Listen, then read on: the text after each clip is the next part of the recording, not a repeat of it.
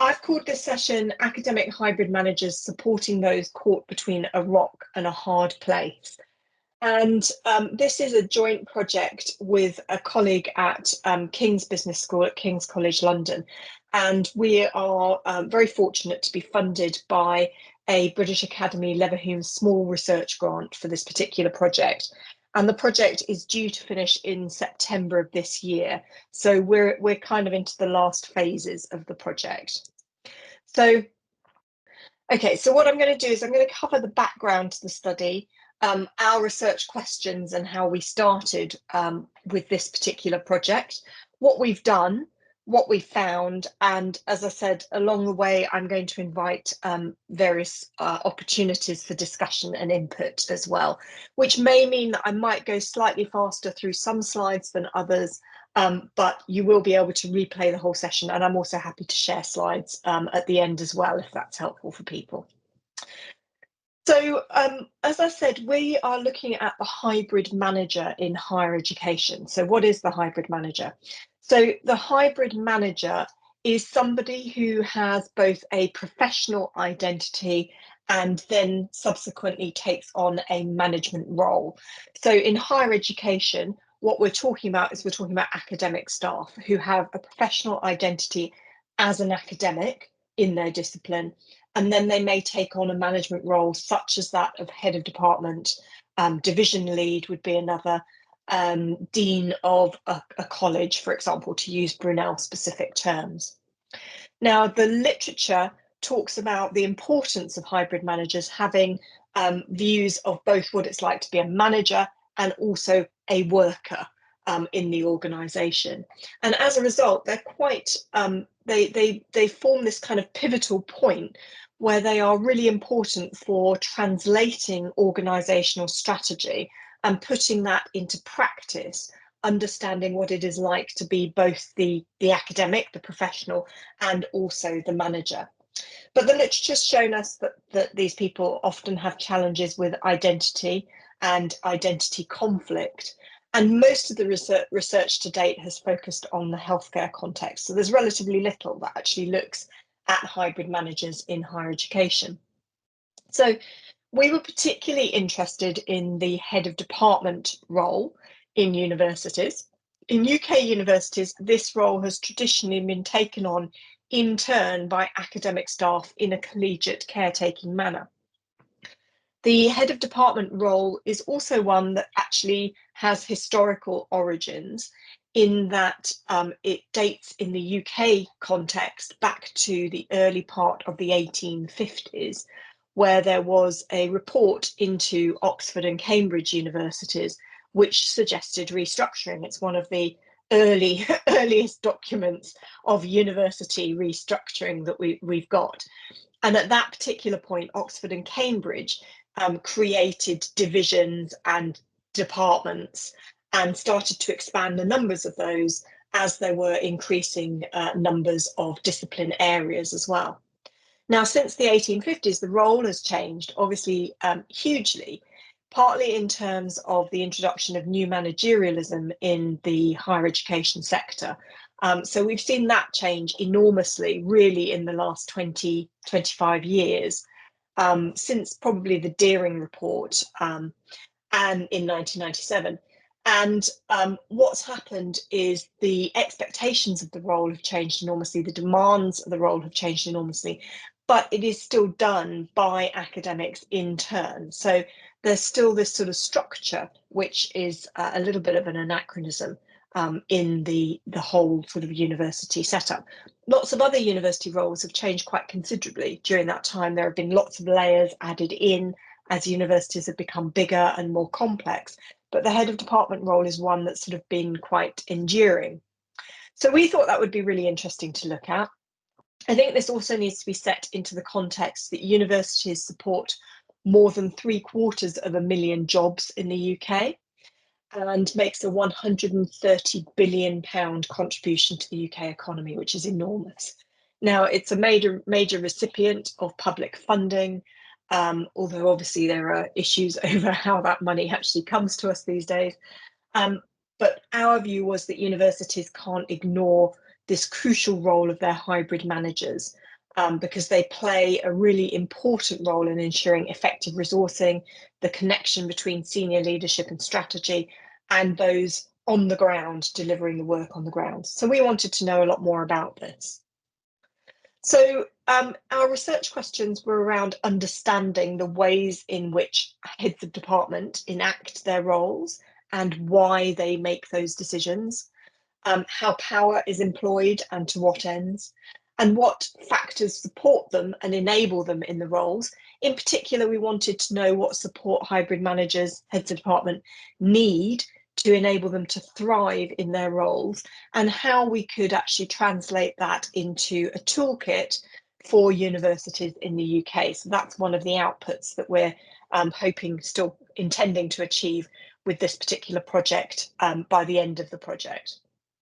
So far we've had 2 phases in data collection. We had 20 pilot interviews which identified some themes that we were then able to take into our more substantive phase, where we had 70 semi-structured interviews.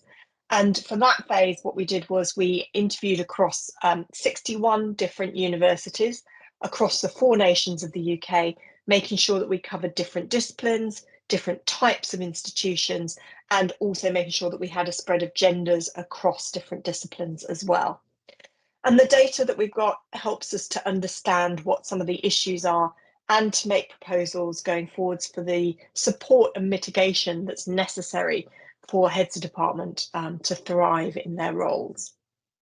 So I'm going to go through the first main findings that we initially drew out of the pilot phase, and we're still sifting through the data in the main substantive phase, testing these hybrid manager types. So what we would say about these types is they are still tentative, pending more confirmation from the data that we've got in phase 2. But we identified what we've called 4 hybrid manager types, which were based on the motivations for doing the role and how they enact power in the role, where they direct their focus in the role. So what we identified was that there were 3 main foci for the heads of department: their discipline, their role as a manager, their expectations as a manager, and their colleagues as a colleague, really. And we identified 4 different types who had a more dominant focus one way or the other, except for the monocular head, what we called the monocular head. Monocular being a term to describe animals that look in 2 directions simultaneously. And the monocular head is able to balance their role as a manager and a colleague simultaneously. But the other 3 types that we had, aspirational, visionary, and loyal heads, had a more dominant focus of one way and a more dominant motivation for doing the role in one particular way or another. So the aspirational head had a more dominant focus and motivation as a manager. The visionary head had a more dominant focus towards their discipline, and I will explain a little bit more about these in just a minute.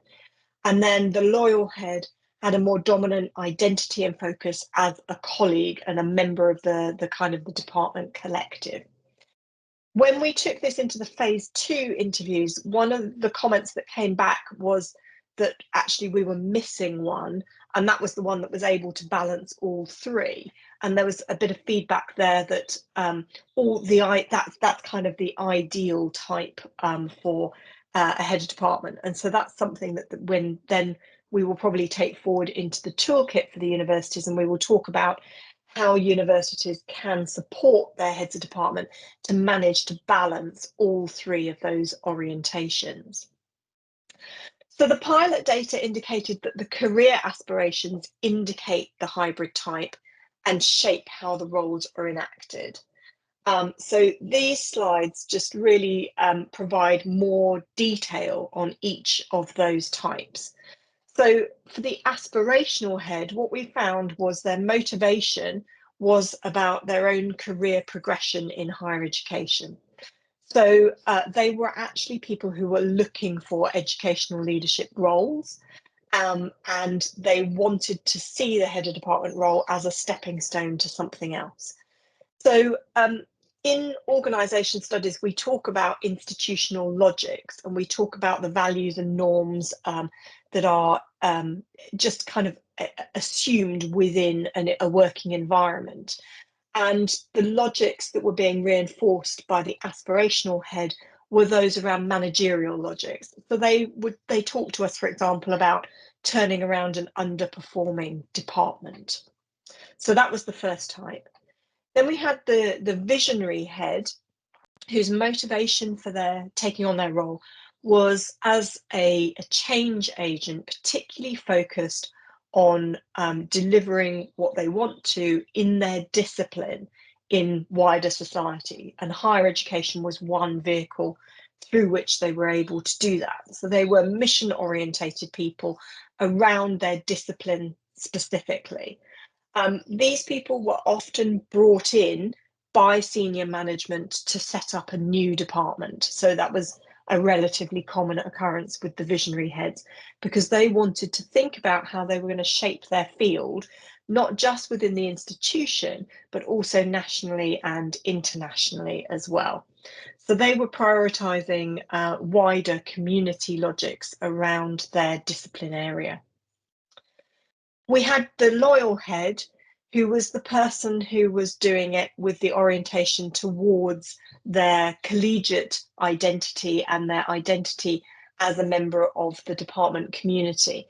So these people said that they were doing it out of a sense of almost patriotic duty to the department. So they would feel quite passionately about the department.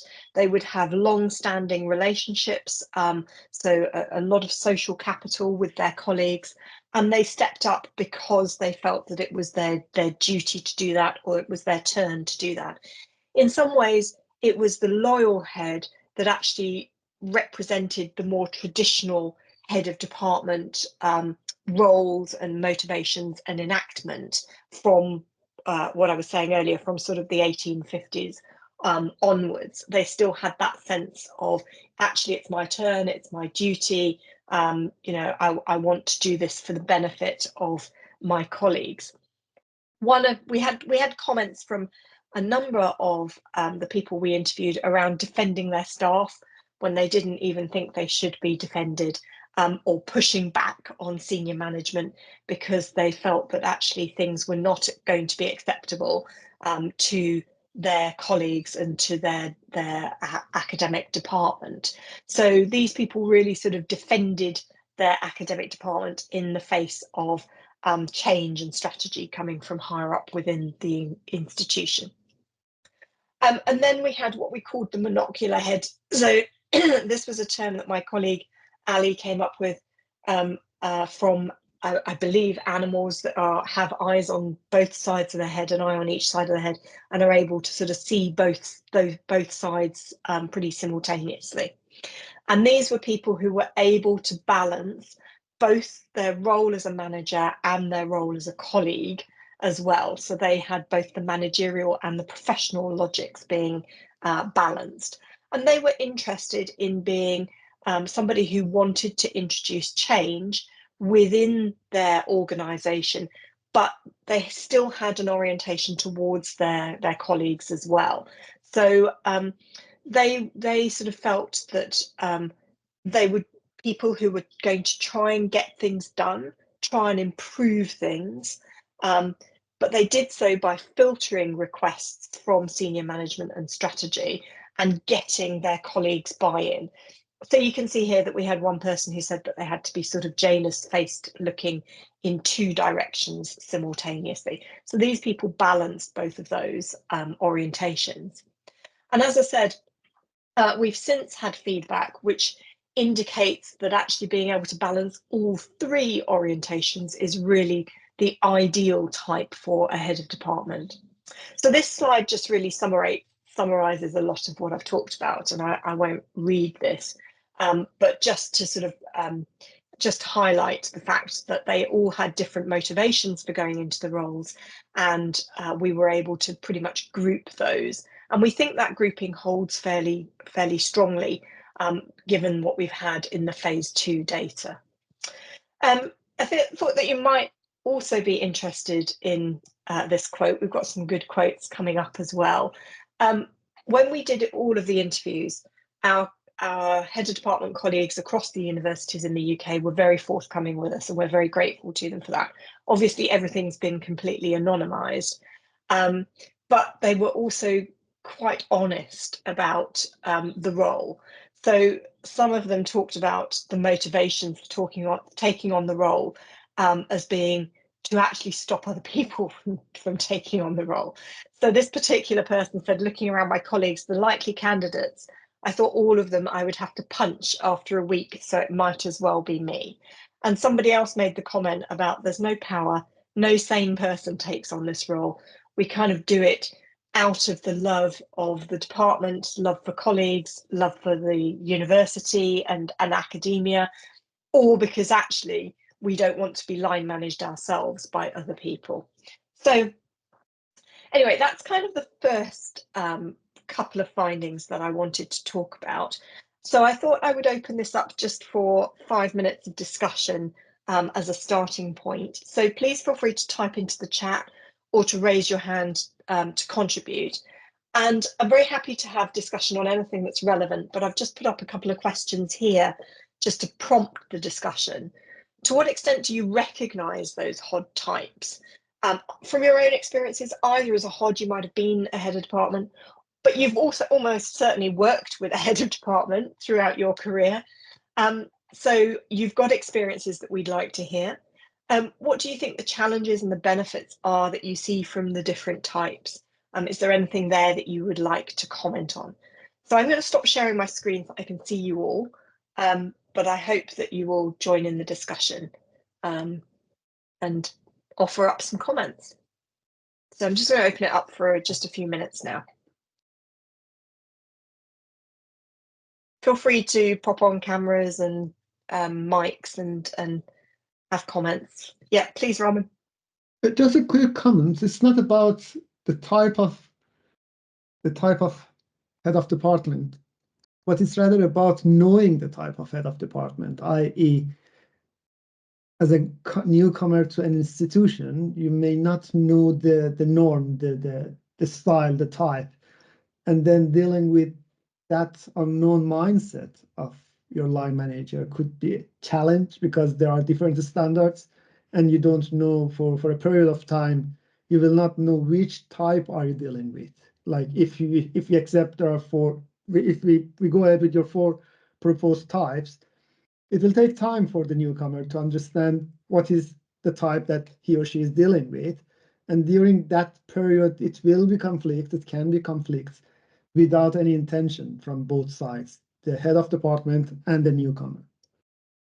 Yeah, that's a really interesting point, actually. And I think not one that we've really discussed at the moment. So thank you for that. That's something that we might want to actually put into the toolkit, that we actually sort of might want to think about how people are responsive to the line manager and to the different orientations. Or from the Yes, other please. side, how you communicate the type and the style which is ongoing in that department.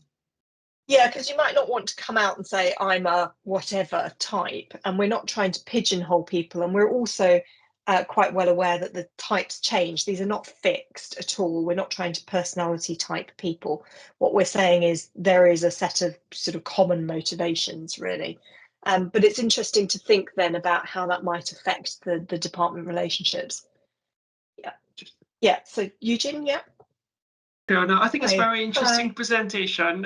Thank you very much again for sharing your observations about personality types in terms of the context of being head of department, playing a role as hybrid managers. I think it's really interesting, but I was just wondering whether there's any correlation between the Myers-Briggs personality types. You know, there are 16 types of personalities, extroverted, introverted, and whether certain types of organizations, say here in the academic context within each department, say you're from mechanical engineering or you're from humanities, the departmental culture plus the personality of the person himself might be sometimes forced to take or to choose one of the 4 personality types. I'm not sure whether there might be some correlation, because it's both ways. The organizational culture sometimes forces a person to take on a molecular view, Yeah. or maybe an aspirational view.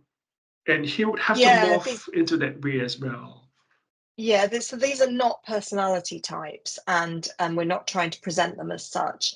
We're looking mainly at people's motivations for doing the role and then how they enact the role based on those motivations. So it's an orientation rather than a personality type. I think it's an interesting question. It's not a piece of work that we have done or are proposing to do, so I think we might leave that up to other people. The Myers-Briggs Type Indicator is an interesting personality typing tool. There's a lot of controversy around it. But it is quite interesting because one of the things that they do highlight is that people with a particular Myers-Briggs type are actually kind of ideal innate leaders. And so it's, yeah, there are lots of questions around that. I'm not sure I necessarily want to go down that particular rabbit hole today. I happen to be Myers-Briggs trained and have done lots of training in the tool and so on. But it's a complex one, and I'm not sure I want to sort of introduce it into this study at the moment. But thank you for the comment. Thank you. I think Shireen was next, and then Catherine.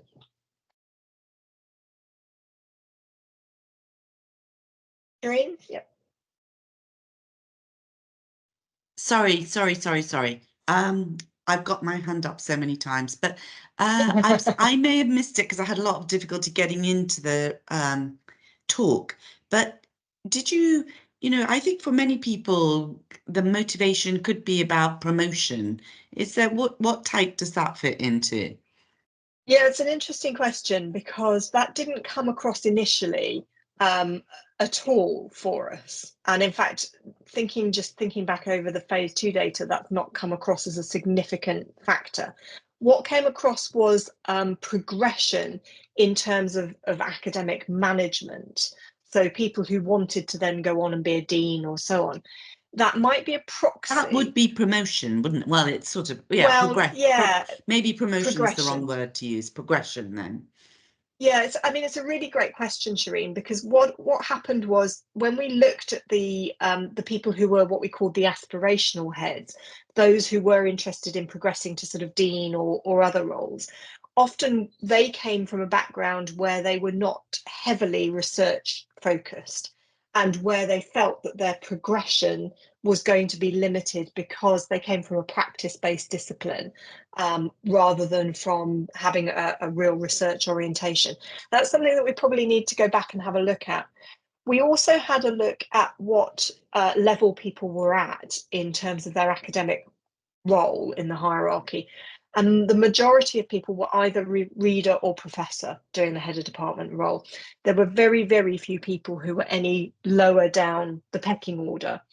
And we did talk to people about whether they thought that taking on the head of department role was career limiting. Because somebody had said to us quite early on, the head of department role is career damaging rather than career enhancing. And so we took that comment into some of the subsequent interviews and we asked people about it.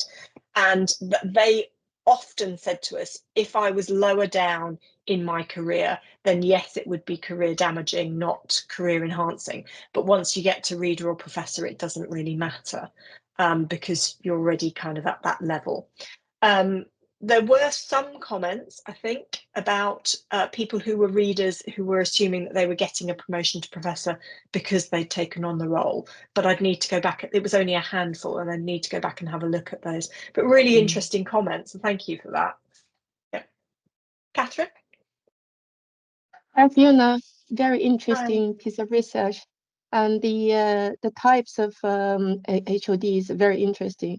But I wonder for the next step analysis, whether it would be useful to see the different different motivations as dimensions. For example, your personal aspiration or career progression and loyalty to your staff, your employees, and alignment with the management requirements. So if you see these are 3 dimensions, then maybe you can see if there's any tension among them. For example, if somebody is trying to pursue career progression, will they lean towards more management or loyalty to employees? So I think there will be, just from my observation, I think there will be quite a lot of insightful information you get if you see those three as dimensions that will shape up the identity of the HODs.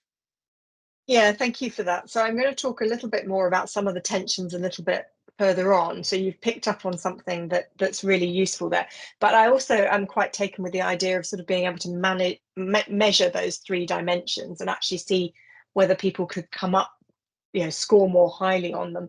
That was a piece of work that we were hoping that we might be able to get to at some point. It's taken us a bit longer to get to this point than originally we had hoped, but that's something that perhaps we might come back to. So thank you for that. I think that's really helpful. Okay, I'm going to move on and see if I can manage the slide share again. Let's see if we can do that. Yeah. And then I'll stop again for some more comments a little bit further on before we sort of have then a final discussion. So move on. Right, so finding 3, entry and exit were important and really, really badly done as well. I mean, this probably isn't a surprise to most people, but we were actually quite shocked by the stories that we were told about how people came into the role and were not onboarded into it, and how they also exited from the role as well. And exit is something that we found that universities really ignore, actually. So entry into the role was often patchy. There was often little in the way of handover or support. Some people that we interviewed talked about, well, the former head of department went out under a bit of a cloud. So literally one day they stopped being head of department and the next day I was head of department. We've taken some of this research into training courses with heads of department at various universities. And we've had stories like, well, the head of department moved out of his office one day and I moved in and he was literally, in the office next to me. And no sort of consideration about how people might have felt about that or about how that kind of transition was managed at all. Furthermore, the exit from the role was rarely discussed. And this was also important because once you stop being head of department, you usually go back to being a colleague within your department, which is a tension, coming back to some of what Catherine was mentioning, in that role and how the role is structured and set up. So how that exit is managed is also very important. So on exiting the role, people talked about, well, it's made me think about what do I want to do after this? Like, do I just want to be an academic again? Or do I want to apply for a vice dean role or a dean? And what they were saying was, actually, there's nobody to have those kinds of career development conversations with. So emotionally, I'm not sure what I want to do with my life and where I go from here. People were surprisingly, even though they talked about the downside of doing the head of department role, they also, the vast majority, about sort of 98%, when we asked them if they would have, knowing what they know now, if they would have done the role again, they all said yes. They didn't have regrets about taking on the role. And I think for a lot of them, what that meant was it had opened up a different view of an alternative career in academia from the one that they thought they were on, from the trajectory that they thought they were on. So they all said, actually, we don't know what we want to do next. I'm not sure I can just go back to being a colleague.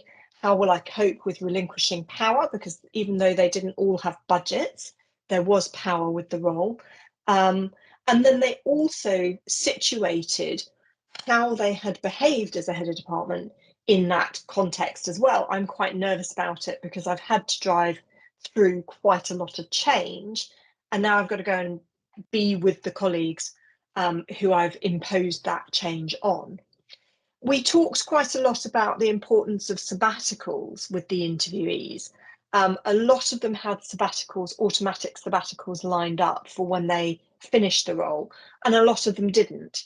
And there was sort of a universal understanding that actually the sabbatical was quite important and that it played a number of different roles. So it enabled the outgoing head of department, firstly, to take a break from what is clearly a very demanding role. It enables them to refocus on their research, which they has likely taken a back seat while they've been doing the role.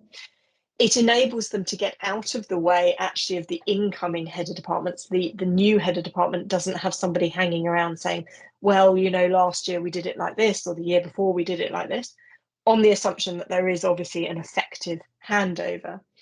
And then the other thing about the sabbatical is it enables them to actually step back from the department for a period of time so that they can then go in to the department as a colleague, kind of with a fresh identity rather than as the former head of department. So there were quite a few things around the sabbatical that came to be seen by us as being quite important.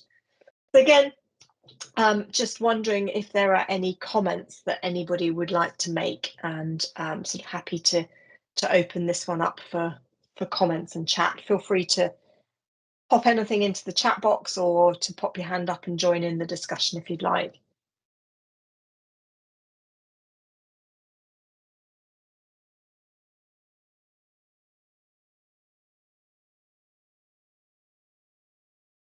Okay, what I'll do is I'll move on, and then we can always pick up more at the end as well. So I'll come out of slideshare.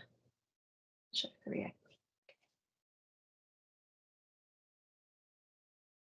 So we also talked to them about what development and training they had as head of department.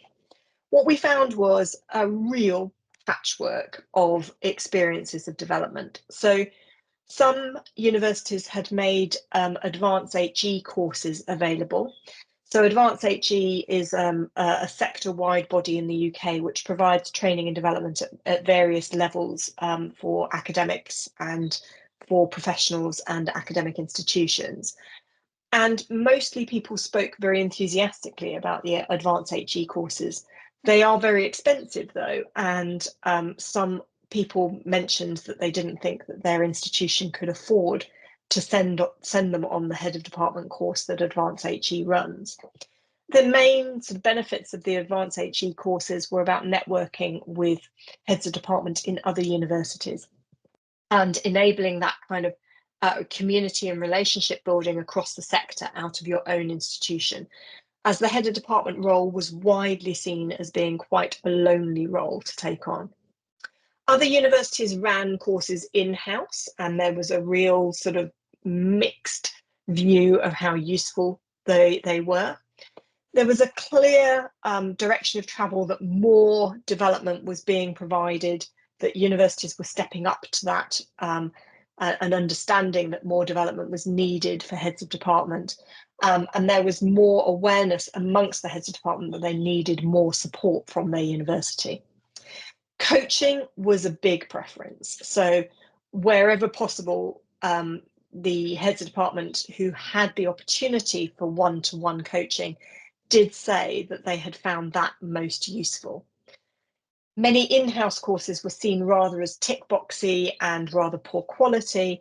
And then there were lots of informal head of department networks which were seen as being very, very positive. So the main positives were the Advanced HE courses, one-to-one coaching, and informal internal head of department networks. So we actually shared these findings with the OD in HE network, which is Organisational Development in Higher Education network, in January of this year. And the OD HE network is, as it sounds, a network of organisational developers across universities. And we talked to them about the courses that they run and about the head of department networks and coaching. And since that time, I've had a couple of universities come back to me and say that they are supporting their heads of department to form these informal networks. But overall, we had a lot of feedback that the head of department role is quite a lonely one. It stops you from being that peer in your department. You can't talk to your colleagues in the way in which you used to. And so providing them with that networking support and coaching seems to be the way to go, rather than just putting them on a training course. These were some of the comments that we had. There's no training for the role. You just get put into it. Nobody's above you is trained. Head of school's not trained. Deans are not trained. And so you end up with layers and layers of middle management of people who've got no experience of middle management and no training, basically. There's no management training. I really like this quote. I'm like someone who taught themselves to drive. I can move the car, but I can't do a set of traffic lights, and I cause absolute mayhem. And then somebody else said the worst thing is that people are taken away from where they're doing good. In other words, they're probably a really good teacher or a really good researcher, but actually the only way they can get paid more money is to be a head of department, and that doesn't necessarily mean they're any good at that. So we had these comments on training, which I think are very interesting comments. The university offered considerable training, most of which was no use at all. Emerging Leaders Programme found to be incredibly helpful because it was discussion based. And I think there was a clear distinction between the sort of wheeling in the great and the good of the university to tell us how it should be, and then actually having something that's discussion based, meeting the people in professional services that you're actually going to need to work with. There was kind of a discussion in particular around professional services roles as the management accountants, the HR people are very, very important, and they provide almost like a steady state civil service for the heads of department, and they, having training or having an introductory session where they meet those people is very useful. And then I really do like the one at the bottom, which is they probably want to send me on some sort of women's development thing where I'd be told it's all about my confidence levels rather than about structural gender relations in the sector. I'm not interested in that. I find that comment extremely insightful and really very, very interesting. So part of this is heads of department are not stupid. They're extremely intelligent, bright people. So don't send them on a training course that isn't going to be actually solving the problems that they are encountering, and don't assume that we can mask it with something else.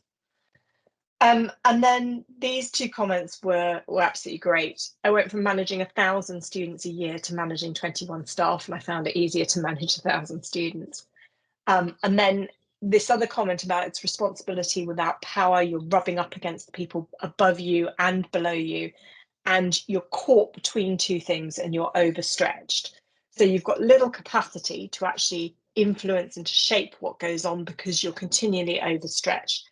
Lots of people talk to us about the shock when they came into the role at how some of their colleagues behaved, and about having to deal with the HR issues that they had to encounter on a daily basis, about the hundreds of emails that they received, and about the fact that they didn't actually have time to do anything other than kind of just move the pieces of the chessboard around on the board, instead of actually being more strategic. So there was, although they all said they didn't regret taking on the role and they would do it again, they actually found that it was a role where they were completely overstretched. There were some quite heartbreaking stories actually about people not seeing their families, about the hours that they were working. Some other interesting things that we found was actually that many of the heads of department in the main study had got previous management experience. And in terms of the universities, we need to have a conversation around what the purpose of developing our HODs is. Are we developing them as individuals, or are we developing leadership within the whole institution? And if we're going to do that, we need to talk about the role of followership and the important role that actually us as colleagues in academic departments take in terms of supporting our own heads of department. We talked about the issue of timing. When is the training and development best offered? Is it actually before they go into the role? Is it during? Definitely there needs to be much more done in terms of succession planning. But if you probably offered too much training and information before the head of department role comes up for offer, people won't step up to it because they're too aware of what it might be like. I've got a real question here about, are there any courses that could teach this stuff, really? And what other forms of development should we be considering? Clearly, coaching was something that was really of interest. Action learning sets, where it's a group coaching environment, and the networks were obviously really important. And then I mentioned earlier in response to Catherine's question about paradox and about tensions, and this is something that we're just starting to look at for a paper that we're currently writing.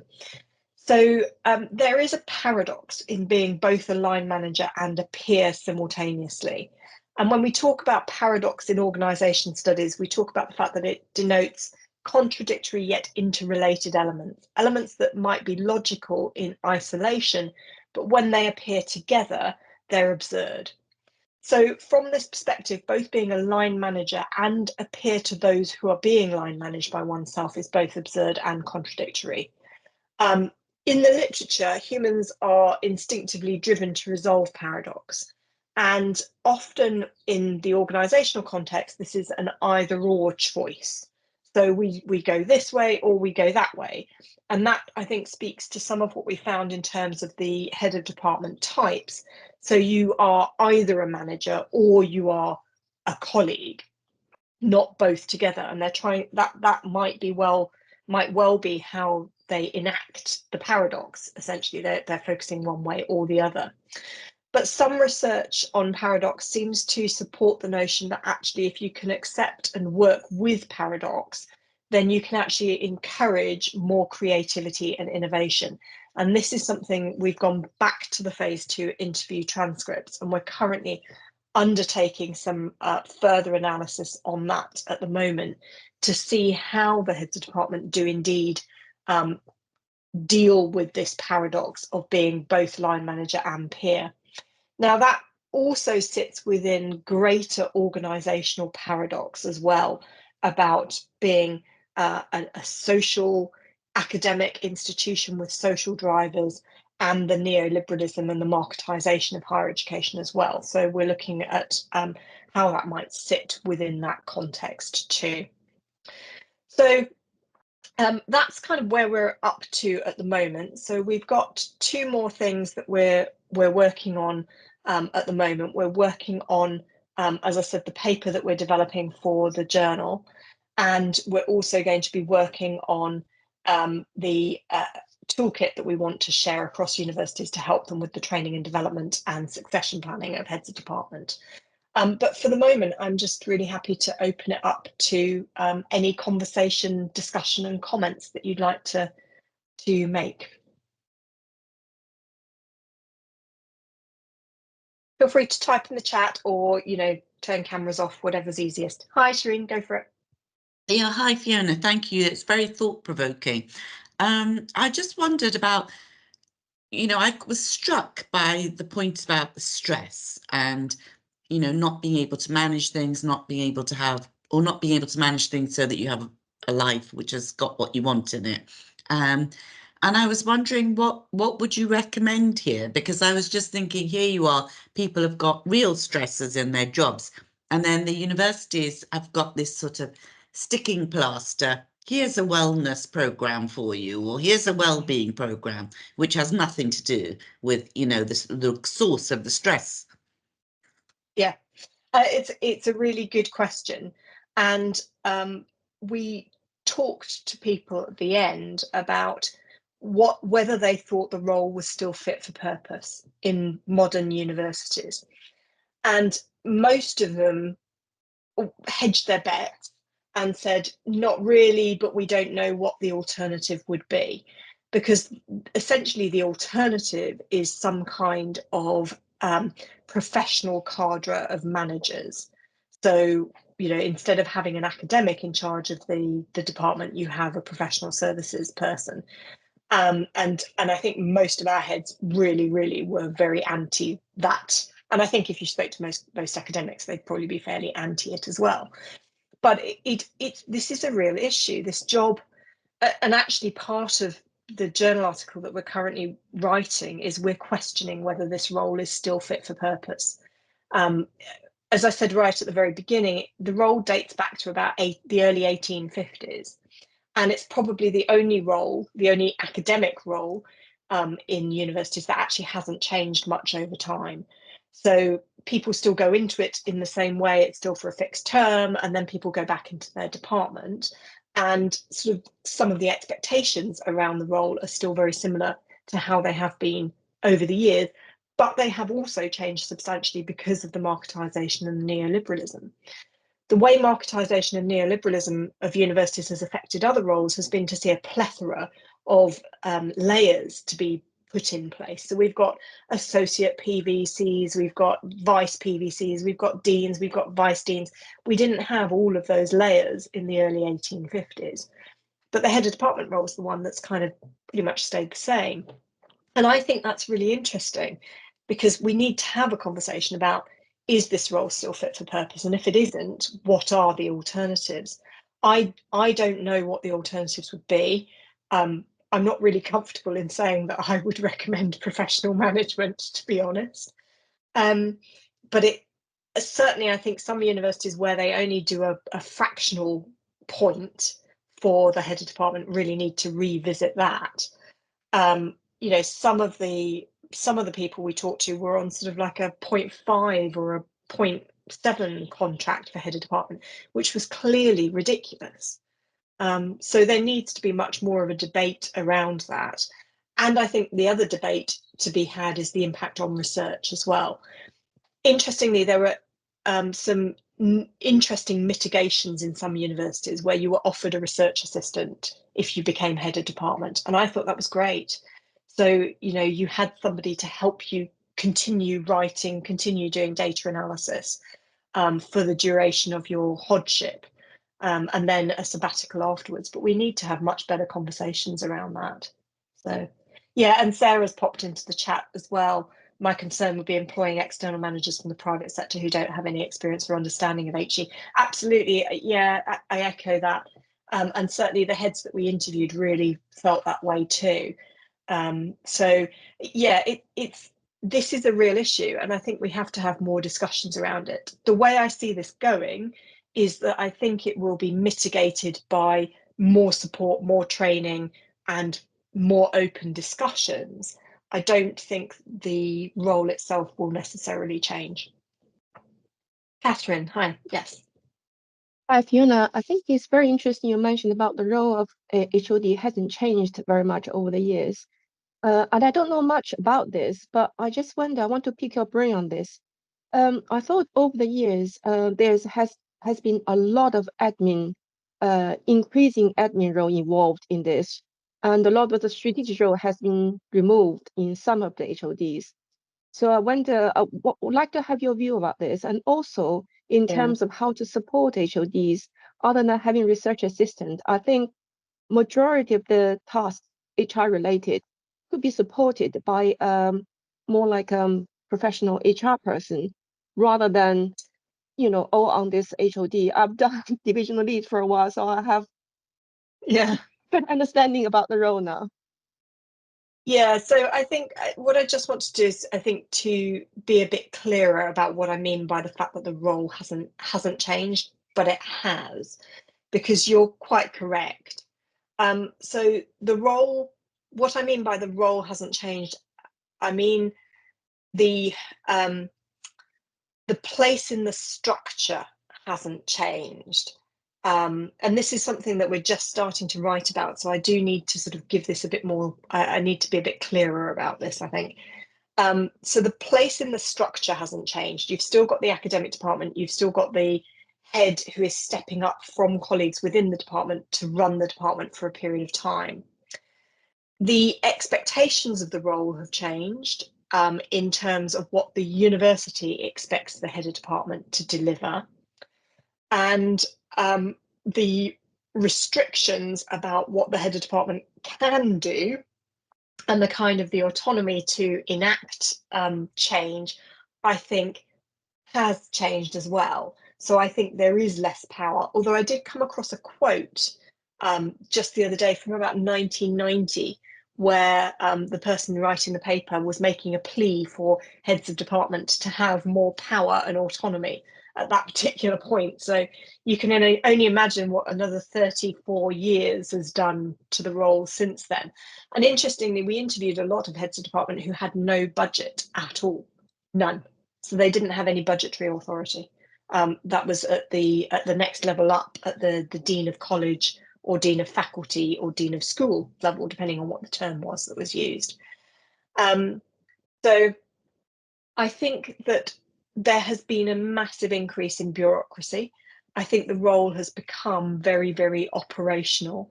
You're absolutely right that I think the HR issues are the ones that probably take up the most amount of time. And there definitely needs to be something that changes around that as well. I think the email overload has also been huge, but I also think there is a mismatch of expectations and the actual abilities for people in terms of what they're actually able to do in that particular role. So I hope that answers the question, Catherine. Yes, thank you. Thank you all very. I note that we're just sort of 3 minutes to 12, so I think there's probably time for sort of one more comment or question, but thank you all very much.